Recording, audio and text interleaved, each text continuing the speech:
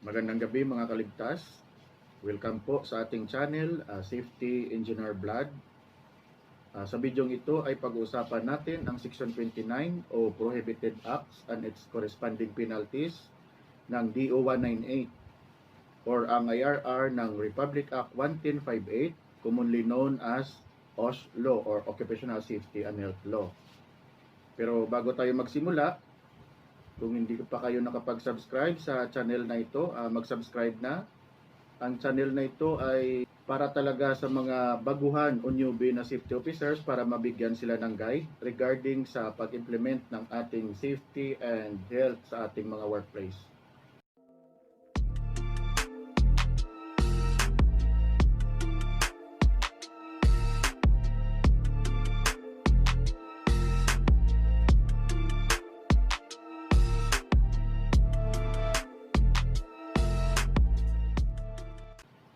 So, pag-uusapan po natin ngayon ang Section 29 or Violations or the Prohibited Acts and its corresponding penalties ng DO 198 Series of 2018. So, kung makikita nyo po dyan sa page 21, andyan po yung table ng mga penalties at saka yung mga violations or prohibited acts in the workplace. So, basahin ko lang po ang nilalaman ng Section 29. Any willful failure or refusal of an employer, contractor, or subcontractor to comply with the following OSH standards below or with compliance order issued by the Secretary of Labor and Employment or his or her authorized representative shall be penalized of the administrative fines as follows. Una, ang pinakauna dyan is the registration of establishment to DOLE or tinatawag nating registry of establishment. So, ang itong registration of establishment is just a piece of paper lang po na can be downloaded. Ang form nito, kung hindi pa kayo nakapagpa-registered sa DOLE, pwede nyo po itong i-download sa www.bwc.dole.gov.ph. So, lahat po ng regions, may kanya-kanya namang pong forms, yung mga DOLE Regional Office. So, mas maganda din po, doon na lang po kayo mag-download sa mga website ng every region, kung saan man kayong region nakakalakip. So, ang violation po niyan is, kung hindi po kayo nakapag-submit or during the inspection, wala po kayong registry of establishment, violation niyan ay magiging 20,000. But before that, violation, itong mga violations, penalties na ito, may prescribed period po ang OSH. Ang binibigyan pa po ng DOLE yung every establishment ng prescriptive period to comply these violations. So, patuloy po tayo. Yung pangalawa pong prohibited acts is yung provision of job safety instruction or orientation prior to work. Ito yung pag may nangyaring aksidente or given na hindi po kayo nakapag toolbox meeting, wala tayong job safety instruction, orientation sa mga workers natin, ang violation po niyan is 20,000 din po. Next, ang probation of workers training, first aid, mandatory workers training, mandatory OSH training for safety officers and health personnel. So dito po nakalagay, separate person po kasi yan, yung first aid, kasama po siya as health personnel. Kasama na ng nurse at saka yung mga mga OH physician, OH dentist. So may kanya-kanya po yung training.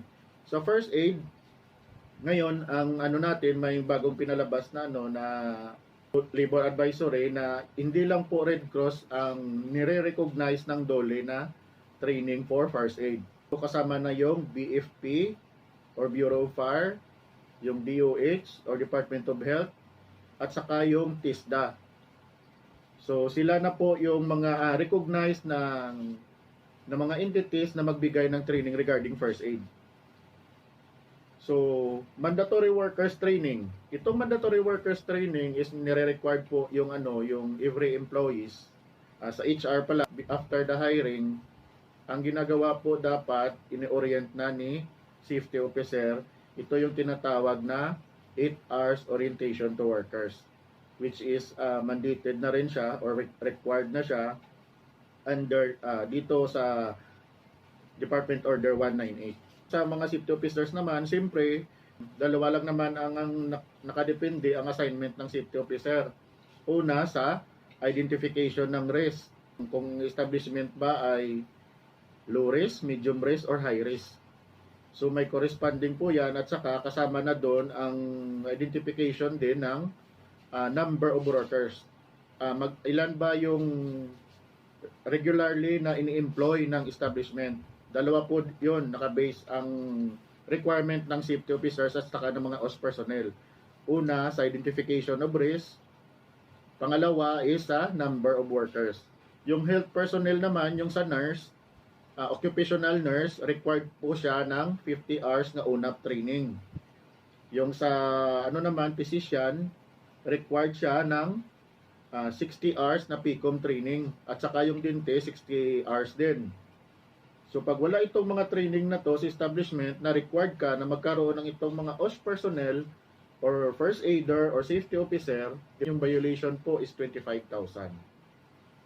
Next, provision of safety signages. Pinakasimple lang, safety signages. Most especially in the construction sites. Ongoing construction, pag wala pong safety device or safety signages and devices sa ating mga work site, hindi nyo po yan na comply within the given prescribed period, 30,000 po yung ating penalty regarding sa provision of safety signages and devices. Provision of medical supplies, equipments, and facilities, 30,000 din. Yung medical supplies, kasama dito yung first aid kit natin, yung equipment and facilities. Yung equipment po and facilities, nakadepende din po sa number of employees or number of workers meron ng isang company. Kasi andito na kasama yung dito yung yung provision ng ng clinic, mini clinic or ng hospital, nakadepende pa rin po sa number of workers. Balikan nyo lang po yung DO198 kasi andun po yun nakalista po. Next, submission of reportorial requirements as prescribed by OSH standards. Usually yung nakaligtaan natin if may may tawag dito, may dangerous occurrence or ang tinatawag na fatality. May nangyaring aksidente at saka mayroong namatay. Automatic po within 24 hours dapat nakapag-report na po tayo sa DOLE or nakapag-inform na po tayo sa DOLE. Kasi ang violation niyan, after that 24 hours, automatic magka-count na yung 30,000. Provision of safety officer and OSH personnel. Sa kanina po yung sa number 3. Kanina yung hinahanap doon training certificates. Pero dito, provision of safety officer or OH personnel, kung wala talagang na-assign or assigned safety officer or OH personnel, it could be first aider or OH physician, OH nurse, or OH dentist, depending pa rin po doon sa requirements, depend on the risk and sa number of employees. Each po is 40,000 ang penalty. Provision of certified personnel or professional required by the OSH standard. Itong mga personnel na naman ito or professionals required by the OSH standard, like for example, itong mga ni-required na mga certified personnel, if you are working at heights or nag-install po tayo ng scaffolds. So, sa scaffolding, pag nag-more than 6 meters na, dapat may tinatawag na competent scaffolder or nakagraduate sa TESDA ng scaffold erection. So, kailangan na po yun sa scaffolder. Kung sa mga construction naman, sa mga may ginagamit tayong mga heavy equipments, hinahanapan din ng ng DOLE ng dapat yung mga operator doon sa mga equipments na yon is dapat certified ng TESDA in situ. For that particular for that particular heavy equipment. Kung sa bako o driving, yon hinahanap po yon. Kung wala yon during the inspection at hindi kayo nakapag-provide or nakakomply within the prescribed period, mag-start na po yung violations. 40,000 each. Next, Establishment of Safety and Health Committee. Pinakasimple. Kasama na dito yung registration of establishment. Sabi ko nga kanina, just a piece of paper na kailangan i-download ang form, tsaka fill-upan at saka i-submit sa DOLE. So, ito, kung hindi kayo nakapag-put up or nakapag-create ng Safety and Health Committee during the inspection, bigyan kayo ng prescribed period. Mamaya itingnan natin kung ilang days yung prescribed period. Pero pag after the prescribed period, yung violation nyo na po is magiging 40,000. Next, formulation and implementation of comprehensive safety and health program. Ito na. Every establishment under this Department Order 198, nire-required na po siya na magkaroon ng or tinatawag comprehensive safety and health program na isa-submit nyo po sa office ng DOLE at si DOLE naman mag-i-evaluate ng comprehensive safety and health program. Yung pinag-uusapan natin dito, yung nire-required ng comprehensive safety and health program, ito yung mga industries na maliban sa construction. Kasi sa construction, yung hinahanap talaga is approved construction safety and health program na approve po ng DOLE. During the inspection, if construction, yan po ang hinahanap. Kasi dapat, supposed to be, prior to the commencement of the construction, nakapagpa-approve na kayo ng inyong construction safety and health program sa DOLE. Next, provision and information of hazard and risk, absence of chemical safety data sheet, no written SOP or standard operating procedures in materials handling, lifting, etc., no permitting system, no confined space, hot works, no lockout, tag-out system, etc. Ibig sabihin, dapat, kung may mga high-risk tayong na trabaho, dapat may permit to work system tayo. Kasi kung wala ito, magiging violation natin is 40,000. Palagay ko sa etc. mapabilang dito yung regarding sa working at heights, which is usually naman dito, dito sa sa amin, sa region namin, usually ang accident is nangyayari fall from heights. Yung mga nahulog sa scaffolding, nahulog sa building, yun. So, kasama din dito, supposed to be when we are working at heights, si safety officer nag-i-issue din ng permit to work. Next, provision of sanitary and welfare facilities. So, sanitary and welfare facilities. Every establishment nire-required din as to the number of employees. Dapat may provision sila ng CR. At dapat separated yun, lalaki at saka yung para sa mga babae na CR. And of course, sa welfare facility, dapat may provision po ng potable water. Yung mga ibang yung mga ibang construction, may provision nga ng potable water, kaya lang yung pinoprovide nila na potable water is ang dispenser. Ang masakit lang doon kasi yung dispenser, hulog-hulog piso pa. Kumbaga, piso tubig. So, bawal na bawal po yun. Dapat, ang sanitary and welfare facilities, it must be free na binibigay sa employees. Next, use of approved certified devices and equipments for the task.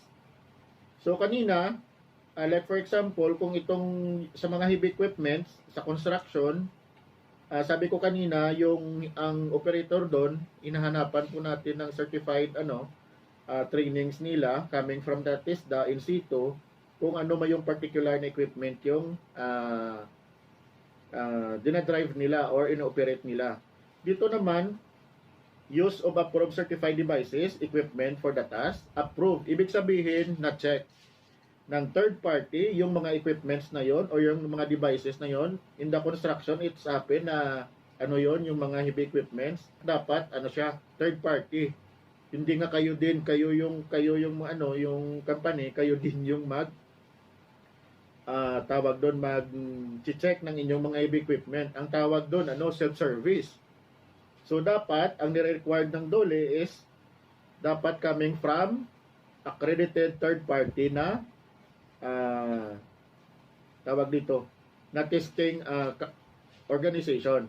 Pag may inspection na nangyayari at may ginagamit yung yung construction na mga heavy equipments, isa din doon sa mga hinahanap is dapat yung mga heavy equipments na yon is may testing certificate coming from an accredited party, third party. Next, provision of PPE or charging of provided PPE to workers. Or kung hindi ka nagpo-provide ng PPE sa mga workers nyo, ibig sabihin violation siya. Ito lang yung masakit doon sa sa charging of provided PPE to workers. Bakit siya medyo masakit? Kasi dalawang violations yung makukumit niya. Una, under doon sa sa General Labor Standard, Labor Advisory number 11 series of 2014, nakasaad po 'yon. Ang sinasabi ng Labor Advisory number 11 series of 2014, section 7, basahin ko lang po. Unauthorized deductions. Deductions made from employees' wages or company uniforms, cash deposits for loss or damage, personal protective equipment, ito po yung PPE, capital share or capital build-up in service cooperatives, training fees, and other deductions not included in the enumeration above are unauthorized. So, unang-una po ang charging of PPE, ibig sabihin, binabawas sa sahod ninyo para bilhin yung provided PPE. So, magiging violation po siya under sa Labor Advisory number 11 series of 2014, section 7 nitong Labor Advisory. Dito naman under sa DO 198. So, sabi ko nga kanina, ang charging of provided PPE to workers, dalawang violation sa una sa General Labor Standard at yung pangalawa ito yung sa OSH Standard or under sa DO 198 series of 2018. Yung violation po sa sa DO 198 natin, ang magiging penalty niya po is 50,000 charging of PPE. Iba po yung provision of PPE. Yung provision of PPE, hindi ka nag-provide ng PPE sa iyong mga workers. Ang charging of PPE naman, nag-provide ka ng PPE pero binawas mo sa sahod ng mga employees. Ibig sabihin, binili ng mga employees yung PPEs na yon. Next, compliance with duly issued WSO or work stoppage order. Kapag na-issuehan na po ng DOLE ng work stoppage order yung establishment, nag-i-issue lang naman si DOLE ng work stoppage order if hindi pa po na-abate yung imminent danger present sa sa isang establishment or sa isang workplace after the inspection of DOLE inspectors. So kung hindi pa na-abate within 24 hours, mag-issue si DOLE office ng work stoppage order. At kapag si establishment or si workplace or si company na na-issuehan na ng work stoppage order at nagpatuloy pa sa pagtrabaho doon sa area kung saan in-issue yung work stoppage order. Anyway, yung issuehan ng work stoppage order, nakabase lang ito kung saan yung may imminent danger or particular work na may imminent danger. Usually, minsan lang nag-issue ng work stoppage order in a whole project. So kung saan lang may imminent danger na work, doon lang po yung DOLE nag-issue ng work stoppage order. So kung nagko-continue ng trabaho doon yung mga workers, ang mababayulit po nila ito yung compliance with DOLE issued work stoppage order. So magkakaroon sila ng penalty na 50,000. When it comes naman sa sa part ng worker, pag affected sila sa area kung saan may work stoppage order, kahit hindi pa sila binigyan ng trabaho nung company, bayad pa rin sila dapat sa per day basis nila. Considered na nag-work sila doon as long as may issued ng work stoppage order yun ng DOLE at hindi pa na-abate ang imminent danger ng company or ng establishment. So, ibig sabihin, si worker is kung affected siya doon sa work stoppage order, bayad siya every day. until such time na malifted yung work stoppage order in that particular area or particular work. Last, compliance to other OSH standards. So lahat ng OSH standards violation dito na mafo-fall. Kung may mga violations doon, balik tayo sa Occupational Safety and Health Standard, yung book po natin. Kung may mga violations doon na hindi po nakalista dito po mafo-fall. 40,000 po ang penalty. So sa baba nitong table may may mga provisions pa dito. An employer, contractor, or subcontractor who is found to have repeatedly violated the same prohibited act shall be penalized of the corresponding fine plus the additional fine equivalent to 50% thereof for every instance of repeat violation. So dito, kung may repeated violation si contractor, subcontractor, or si employer, like for example, nag-inspection, may noted violation under OSH. Tapos on the next inspection, same pa rin ang noted violation. So ibig sabihin, mapapatawa na siya ng additional 50% for every repeated violation na na-commit nung contractor, subcontractor, or the employer. May 50% na additional sa repeated violation. Dito naman, when the violation exposes the worker to death, serious injury, or serious illnesses, the imposable penalty shall be 100,000 pesos. So, ibig sabihin, automatic, once may namatay sa workplace dahil sa aksidente na nangyari, automatic, you'll be penalized. Administrative fine na 100,000 pesos. Automatic po yan. Or, if may serious injury, serious illness. Ang dito, if may exposes the worker to death, may penalty talaga. Should there be 2 or more non-compliances, all penalties shall be imposed, provided that the total daily penalty shall not exceed 100,000 pesos. So, ibig sabihin, kung marami ang iyong mga committed violations, ang penalty lang, ang maximum penalty every day. Anyway, yung sinasabi ko kanina na penalties, itong mga corresponding penalties sa sa right side ng table per day basis po. Ibig sabihin, pag after na yung prescribed period na 90 days, kung ang is reportorial requirements lang naman. Pero doon sa sa may nangyaring accident tapos may namatay or may serious injury, automatic 100,000 aside from this sa table.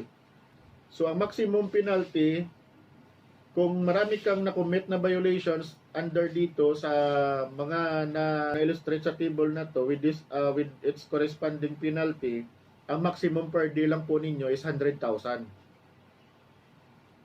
Per day po siya after ng prescribed period for compliance. Kung hindi po kayo nakapag-comply, after that prescribed period, magsa-start na po yung computation ng penalty every day based on this table. So yun kasakit yung OSH penalty. So ibig sabihin, the longest time na hindi ka pa nakapag-comply or kung kailan mo yun lalaki at lalaki ang penalty sa iyo until such time na ma-comply mo na. So yung po natin, ang prescribed period, yun po yung sinabi ko kanina, after the issuance of notice of result done by the inspector, doon na po magsa-start yung counting ng prescribed period. 90 days sa OSH violation kung hindi naman ito fatality, kasi pag fatality automatic 100,000. Tapos kung sa PPE naman, within 3 days dapat i-comply mo na, kasi pag di mo pa yan na-comply, magsa-start na po yung counting ng penalty per day. Ang para sa PPE po, yung corresponding penalty is 50,000 per day. Pag hindi kayo nakapag-provide ng PPE after 3 days after the issuance of notice of result. But if ang non-provision of PPE is leading to imminent danger, pwede rin i-work stoppage kayo ni DOLE office. Pag hindi kayo automatic within 24 hours, nakapag-provide ng PPE sa workers if ang work ngayon is leading to imminent danger. So, yun lang po. Kita-kits po tayo sa next na upload kong video. Muli, ito po si Safety Engineer BLAD.